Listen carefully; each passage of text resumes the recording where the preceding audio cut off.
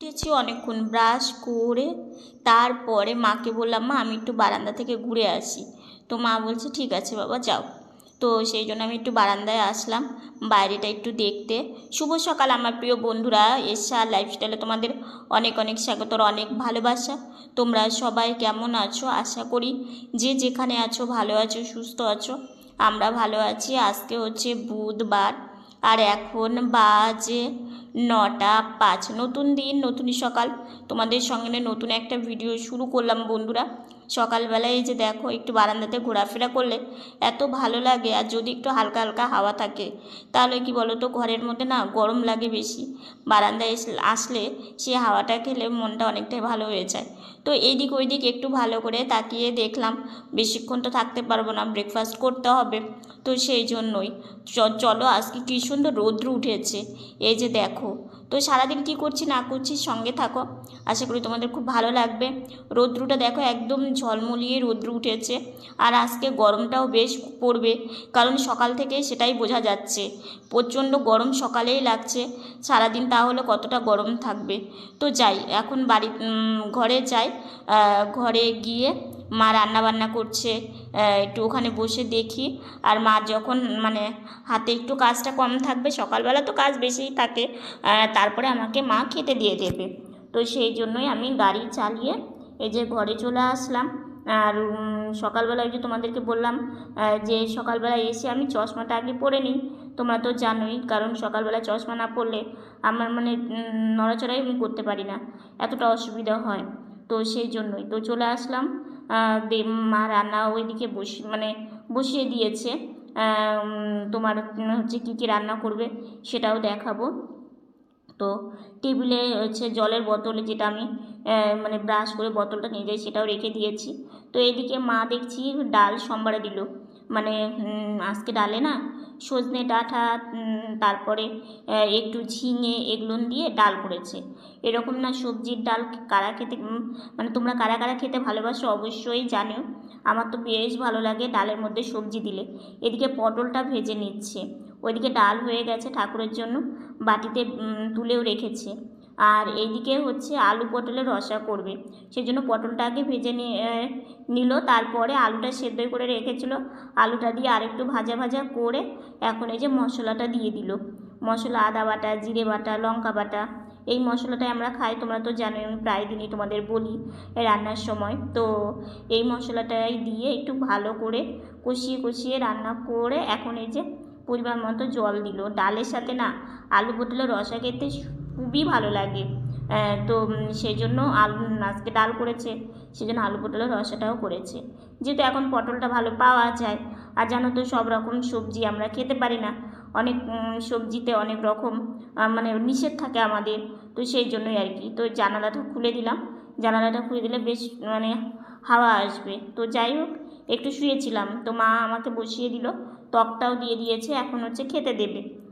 তো এখানে বসে আছি, যা রৌদ্র উঠেছে বাইরের দিকে তাকালে একদম মনে হচ্ছে মানে রৌদ্রের তাপ, মানে সেই বাইরে গেলে কতটা রৌদ্র থাকবে। তো ওইদিকে মা আমাকে বলছে মানে কি দেবে না দেবে।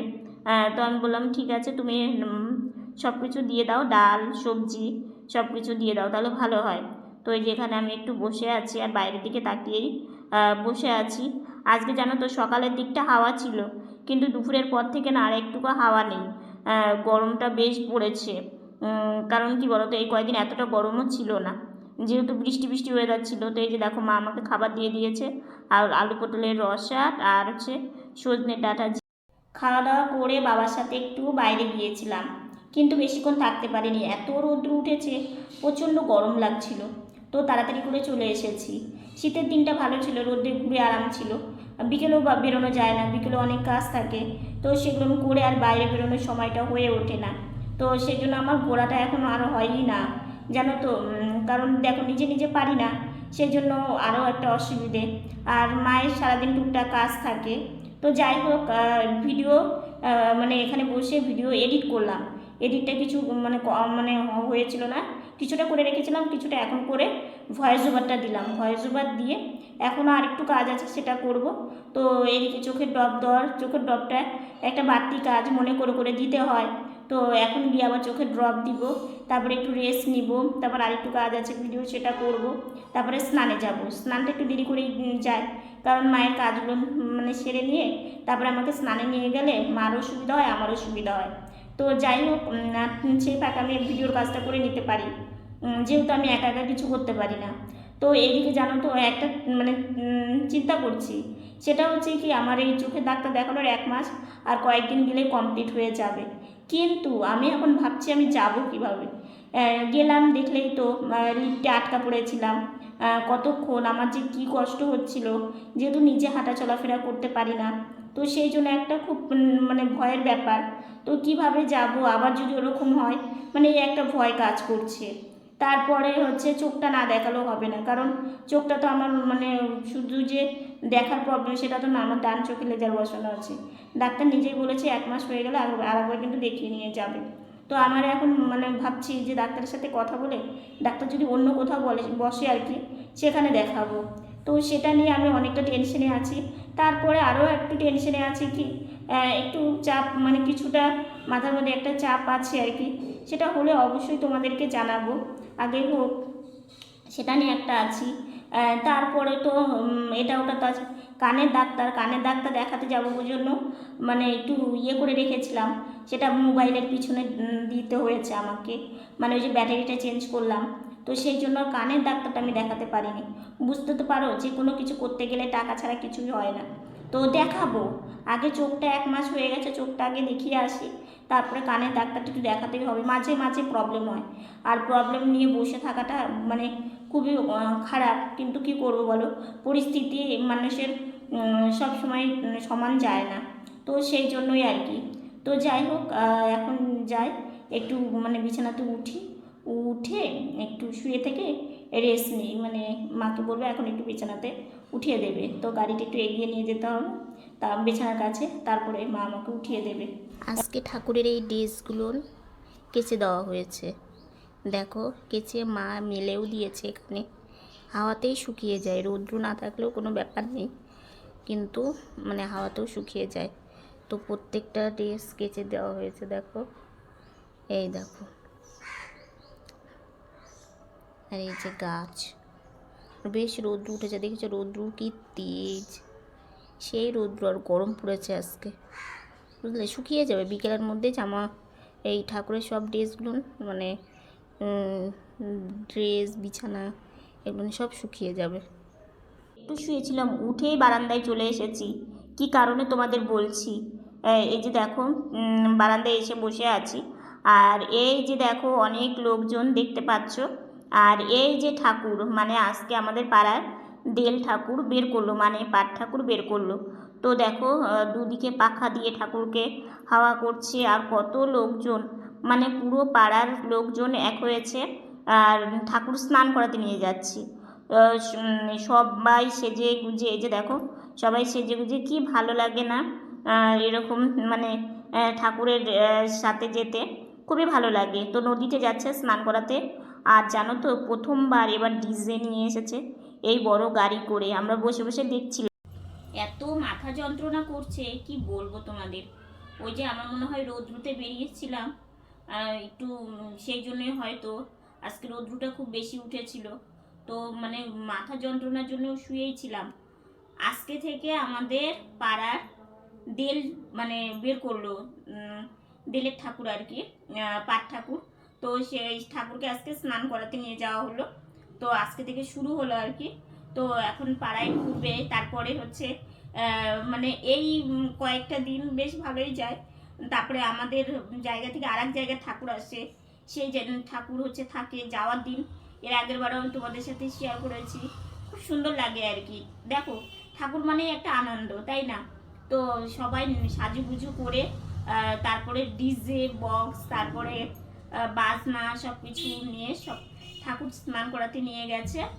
আর হচ্ছে একটু পরে হয়তো আসবে।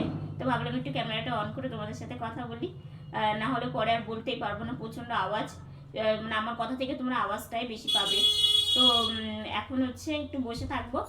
আর বাইরে গিয়ে একটু বসেছি, কি বসবো, মানে মশা একদম পুরো চেকে ধরেছে। তো সেই জন্য দরজা বন্ধ করে দিয়েছি, দিয়ে তারপর ঘরে এসেছি। ইচ্ছে আছে একটু লাইভে আসবো। আর বলো না, ওই যে বিকেলবেলায় ঠাকুর নিয়ে গেল, যে আজকে থেকে তো তেল বের করলো, তোমাদের তো তখনই বললাম। তো একটু আগে মানে তখন কটা হবে, 8টা সাড়ে 8টার দিকে ঠাকুর নিয়ে আসলো স্নান করিয়ে। তো বাইরে গিয়েছিলাম, একটু দেখলাম সবাই নাচলো, পাড়ার অনেক বউ মানে বউরা গিয়েছিল, ছোট ছোট বোনেরা গিয়েছিল, তারপরে দিদিরা গিয়েছিল। তো সবাই একটু নাচানাচি করলো, তো সেটা গিয়ে দেখলাম। আসলে কি তখন ভিডিও করতে পারিনি, কেন বলো তো, মানে বাইরেটা না একবার মানে কারেন্ট চলে গেল, তারপরে আবার আসলো, তারপরে আবার হচ্ছে আলোটা অতটা ভালো ছিল না, তো সেই জন্য তোমাদের আর দেখাতে পারিনি। আমি দেখলাম, কারণ সেভাবে না শুধু ওরা ডিজে বক্সটাই নিয়েছে, কিন্তু কোনো আলোর সেরকম ব্যবস্থা ছিল না। তো সেটা আমি একটু বসে বসে দেখলাম, এসে চা খেলাম, চা মুড়ি এগুলো খেলাম, খেয়ে তারপরে যে একটু সাজুগুজু করেছি লাইভের জন্য, আর 2-1টা মানে ছোট ভিডিও বানালাম, তোমরা পাবে অবশ্যই দেখতে। আর হচ্ছে বেশ আজকে থেকে দেল বের হলো, আমাদের পাড়ার দেল।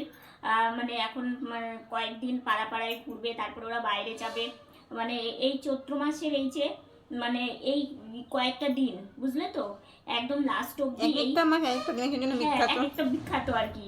যেমন চৈত্র মাসটা পাট ঠাকুরের জন্য বিখ্যাত, মানে একটা মানে খুব আনন্দ, একটা জমজমাটি একটা আনন্দের সময়। এই যে দেখো, যেই দেলটা আজকে স্নান করার দিন নিয়ে গেল না, এটা আমাদের বাড়ি থেকে একটু দূরে, কিন্তু মানে এর ওর বাড়ি থাকবে, তারপরে হচ্ছে এই পুজো হওয়া, তারপরে সবার বাড়িতে একটা সবার নিমন্ত্রণ এরকম একটা আছে।